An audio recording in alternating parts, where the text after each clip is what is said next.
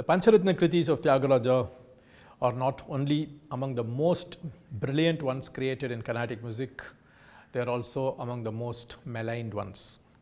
The reason for this is that they demand not only mobility of voice, but also a capability and fluency of pronunciation, especially during the Swara Sahityams, which are in the fast passage mode. The musical form of both Thyagaraja's Pancharatna Kritis as well as Oothakadu Venkata Kavi's Saptaratna Kritis have Pallavi, Anupallavi followed by a bunch of charanams that can be rendered as Swarams and Sahityams.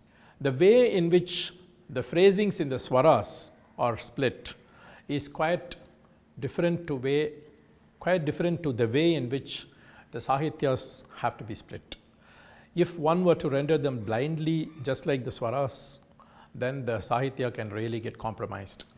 And especially in compositions like Jagadananda Karaka in Nattai, where Thyagaraja uses a lot of word combinations and word splits using what they call as the Savarna Dirgha Sandhi, which is just using the syllable A.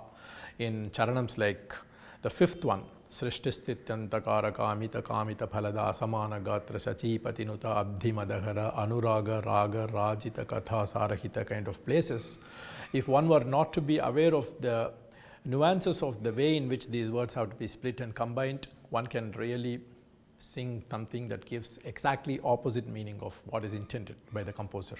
So one has to take a lot of effort to be diligent about this study, which actually enhances not only the musicianship of the student but also their lyrical awareness. So I think the Pancharatna Kritis, starting with Jagadananda Karaka in Nattai, followed by Gaula Dudukugala, which is a brilliant composition which can be considered as the do's and don'ts of life.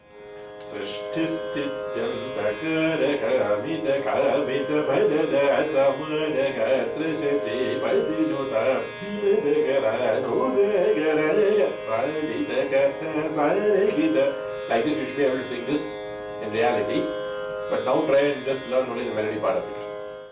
And then Sadhinchane, full of humor because it's on Krishna. And then Kanakana Ruchira in a very poignant Varali, followed by the final piece, which is Endaro Mahanubhavalu, a salutation for all great masters and philosophers, poets, saints, gods. So these compositions are a must for any student to learn. I learned them when I was about 5 years old, and even today I discover something new about them each time I render them.